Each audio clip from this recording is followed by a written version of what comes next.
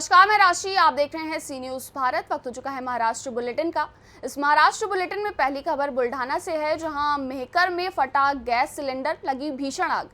आगे चर्चा करेंगे अकोला की, जहां अकोली जागीर में फटा बादल, सैकड़ों महिलाओं की जिंदगी खतरे में। ऐसी तमाम खबरों पर होगी विस्तार से चर्चा।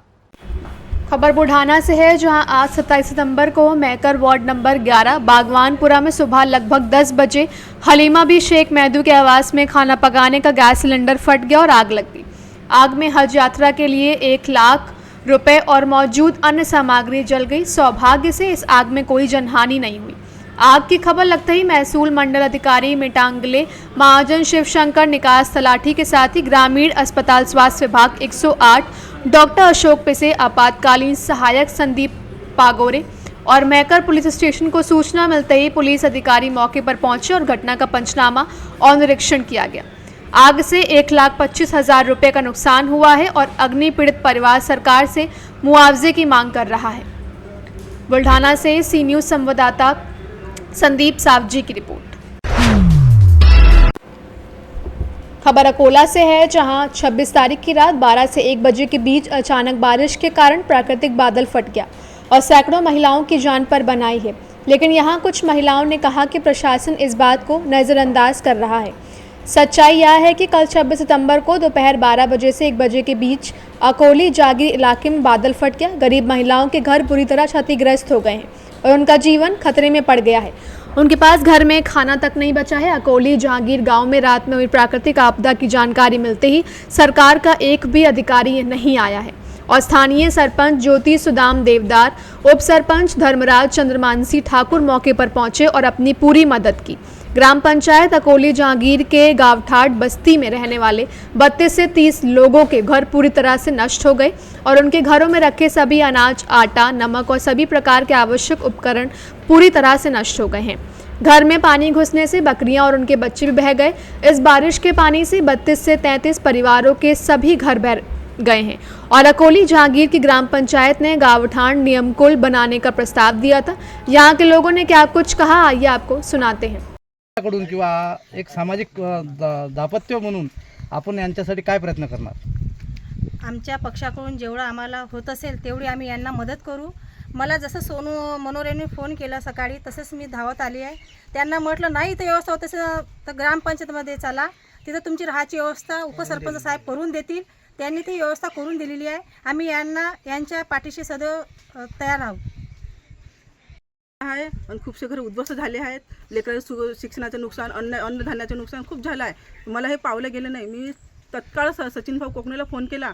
त्यांनी जिल्हाध्यक्ष सीमाताई सरदार यांना फोन केला की तुम्ही ताबडतोब अकोली जहागिरीत जाऊन शानी तिथची माहिती घ्यावी आणि ज्यांना गरिबांना काही मदत लागत असेल तर आपण आपल्यातर्फे किंवा इतरांतर्फे देऊ अशी यांनी मागणी केली। तेव्हा मी सीमाताईने आल्या, त्यांनी तत्काळ यांनी येऊन शानी तर सगळ्यांना बोलावलं, पत्रकारांना। तर आतापर्यंत माझ्या गावात एकही पत्रकार येऊन इतकी म्हणजे माहिती घेऊन गेलाच नाही। म्हणजे आमचं गाव असं मागासल्यासारखं मागं सोडलेलं आहे। तर आता तुम्ही पहा, आमचं असं आहे घरकुल, आम्हाला घरकुली नाही, काहीच नाही आहे। तर आता सरकारने काही करावं, तुम्ही काय सपोर्ट करा आम्हाला बस। ग्रामसेवकचं काम आहे। आपलं नाव? रोहिणी प्रवीण आठवले।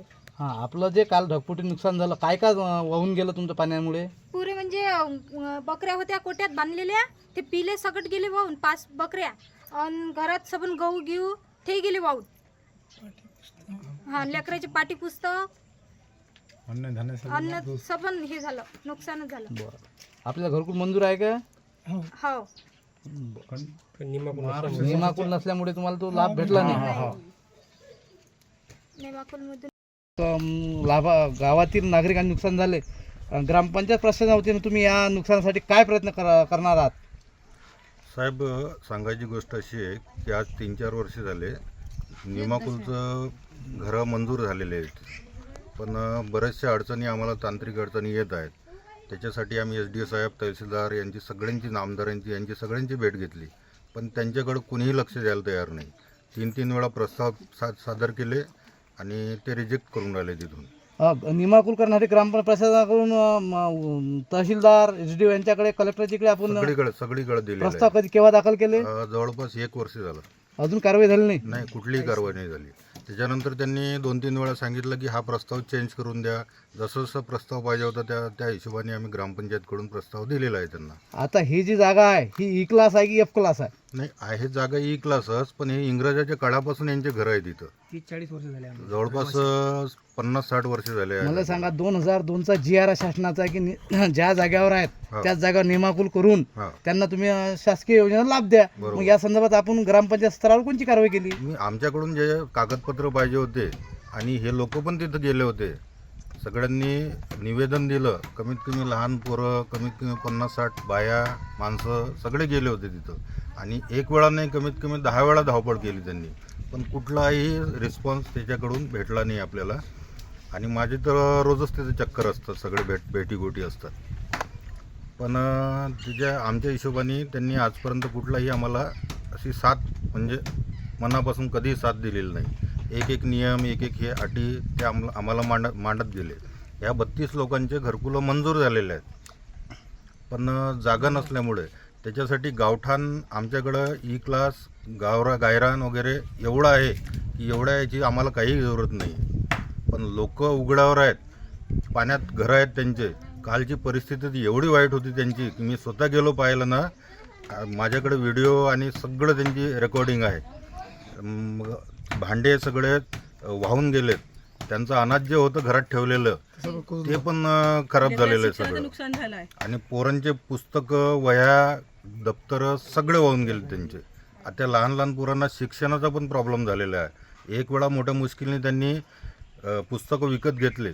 आता हे असंच जर राहिलं तर किती वेळा ते पुस्तकं घेतील विकत. धन्यवाद. चलते बाईजी की प्रतिक्रिया. अकोला से सी न्यूज़ संवाददाता धनराज सपकाल की रिपोर्ट। खबर महाराष्ट्र के छत्रपति संभाजी नगर से है, जहां बाबरा परिसर में लंबे अरसे के बाद बारिश का दौर शुरू हो जाने से मुरझा रही फसलों को जीवन दान मिला है।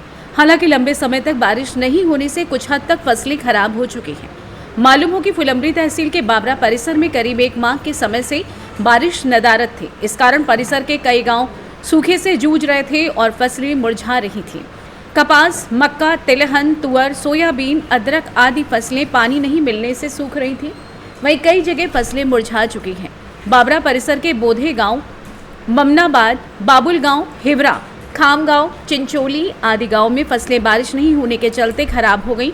तकरीबन 28 दिनों से एक बूंद बारिश नहीं होने से फसलों को काफ़ी नुकसान पहुंचा है, जिससे किसान हताश नजर आ रहे हैं। कई लोगों ने वर्षा के भरोसे अपनी फसलों को रासायनिक खाद दिया था, लेकिन ऐन वक्त पर बारिश नहीं होने से फसलों को काफ़ी नुकसान पहुंचा है। हालांकि अब बारिश में काफ़ी विलम्ब हो चुका है। ऐसे में ताज़ा बारिश से अब प्रतिशत फसल ही बचने की स्थिति है। कपास की फसल को काफ़ी नुकसान हो चुका है। हल्की और मध्यम ज़मीन में कपास की फसल का उत्पादन मुश्किल है। मक्का के उत्पादन में भी कमी आई है। अभी भी बाबरा परिसर के सभी गांव, तालाब, कुएं, बांध बारिश के अभाव में सूखे पड़े हैं। यद्यपि बुधवार और गुरुवार को हुई रिमझिम बारिश से किसानों को कुछ प्रतिशत ही सही पर राहत मिली है। महाराष्ट्र छत्रपति संभाजी नगर से सी न्यूज़ संवाददाता राधेश्याम हेवाले की रिपोर्ट। फिलहाल के लिए इस बुलेटिन में बस इतना ही। देश दुनिया की बाकी खबरों के लिए आप देखते रहिए सी न्यूज़ भारत।